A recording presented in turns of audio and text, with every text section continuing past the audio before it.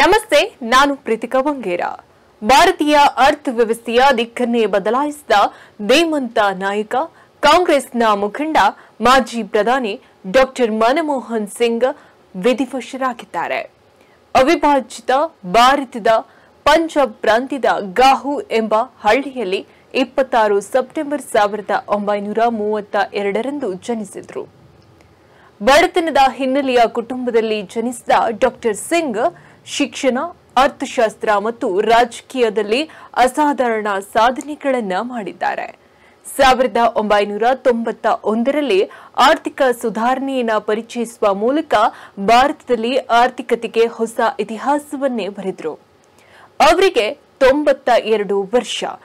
Doctor Singh ಸಂಸತ್ತಿನಲ್ಲಿ 33 ವರ್ಷಗಳ ಸುದೀರ್ಘ ಸೇವೆಯ ಬಳಿಕ ಈ ವರ್ಷದ ಏಪ್ರಿಲ್ 3ರಂದು ಅವರು ರಾಜ್ಯಸಭೆಯಿಂದ ನಿವೃತ್ತಿಯನ್ನು ಹೊಂದಿದ್ರು. ಈ ಮೂಲಕ ಅವರ ಸುದೀರ್ಘ ಸಂಸದೀಯ ಪಯಣ ಅಂತ್ಯಗೊಂಡಿತು.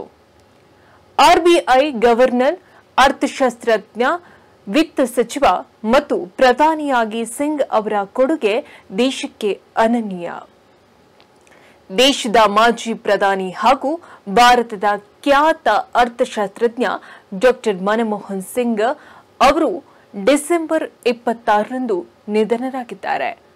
ವಯೋಸಹಜ ಕಾಯಿಲೆಯಿಂದ ಬಳಲ್ತಾ ಇದ್ದ 93 ವರ್ಷದ ಡಾಕ್ಟರ್ ಸಿಂಗ್ ದೆಹಲಿಯ ಏಮ್ಸ್ ಆಸ್ಪತ್ರೆಯಲ್ಲಿ ಕೊನೆಯುಸಿರನ್ನ ಎಳೆದಿದ್ದಾರೆ.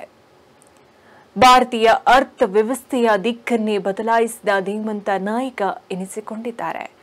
ಇನ್ನು ತಮ್ಮ ಆಡಳಿತ ಅವಧಿಯಲ್ಲಿ ಹಲವು ಜನಪರ ಯೋಜನೆಗಳನ್ನು ಜಾರಿಗೆ ತಂದಿದ್ದು, ಈ ಸಮಯದಲ್ಲಿ ನಾವು ಅದನ್ನ ನೆನಪಿಸಲೇಬೇಕಾಗತ್ತೆ. ರಾಷ್ಟ್ರೀಯ ಗ್ರಾಮೀಣ ಉದ್ಯೋಗ ಖಾತ್ರಿ 2005ರಲ್ಲಿ ಈ ಯೋಜನೆಯನ್ನ ಜಾರಿಗೆ ತಂದಿದ್ದು ಮನಮೋಹನ್ ಸಿಂಗ್ ಪ್ರಧಾನಿಯಾಗಿದ್ದಾಗ. ಈ ಯೋಜನೆ ಪ್ರತಿ ಗ್ರಾಮೀಣ ಕುಟುಂಬಕ್ಕೆ 100 ದಿನಗಳ ಕೂಲಿ ಉದ್ಯೋಗವನ್ನ ನೀಡಿತು. ಜನರ ಜೀವನೋಪಾಯವನ್ನ ಸುಧಾರಿಸುವಂತಹ ಮತ್ತು ಗ್ರಾಮೀಣ ಮೂಲಸೌಕರ್ಯವನ್ನ ಹೆಚ್ಚಿಸುವುದೇ ಈ ಯೋಜನೆಯ ಉದ್ದೇಶವಾಗಿತ್ತು. ಮಾಹಿತಿ ಹಕ್ಕು ಕಾಯ್ದೆ 2005ರಲ್ಲಿ ಅಂಗೀಕರಿಸಲ್ಪಟ್ಟ ಆರ್ಟಿಐ ನಾಗರಿಕರಿಗೆ ಸಾರ್ವಜನಿಕ ಅಧಿಕಾರಿಗಳಿಂದ ಮಾಹಿತಿಯನ್ನ ಪಡೆಯುವ ಹಕ್ಕನ್ನ ನೀಡಿದೆ. ಇದರಿಂದಾಗಿ ಆಡಳಿತದಲ್ಲಿ ಪಾರದರ್ಶಕತೆ ಮತ್ತು ಹೊಣೆಗಾರಿಕೆಯನ್ನ ಉತ್ತೇಜಿಸಿತು.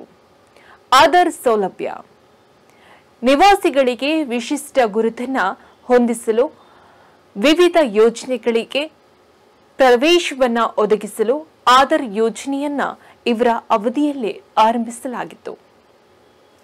ಪ್ರಸ್ತುತ ಈಗ ಆಧಾರ್ ಕಾರ್ಡ್ ಪ್ರತಿಯೊಬ್ಬರಿಗೂ ಕೂಡ ಅನಿವಾರ್ಯವಾಗಿದೆ. ನೇರ ಲಾಭ ವರ್ಗಾವಣೆ.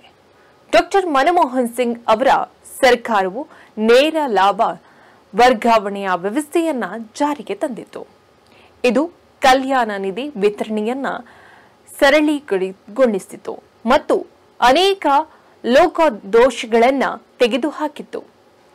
ಕೃಷಿ ಸಾಲ ಮನ್ನಾ 2008 ಕೃಷಿ ಬಿಕ್ಕಟ್ಟನ್ನ ನೀಗಿಸಲು ರೈತರನ್ನ ಸಾಲದ ಸುಳಿಯಿಂದ ಹೊರತರಲು ಡಾಕ್ಟರ್ ಮನಮೋಹನ್ ಸಿಂಗ್ ಅವರು ಕೃಷಿ ಸಾಲ ಮನ್ನಾವನ್ನ ಮಾಡಿದರು.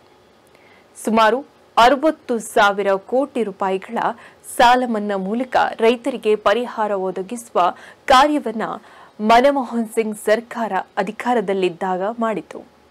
ಇನ್ನು ಮನಮೋಹನ್ ಸಿಂಗ್ ಭಾರತಕ್ಕೆ ಜಾಗತೀಕರಣವನ್ನ ಪರಿಚಯಿಸಿದ ಕೀರ್ತಿಗೆ ಪಾತ್ರರಾಗ್ತಾರೆ.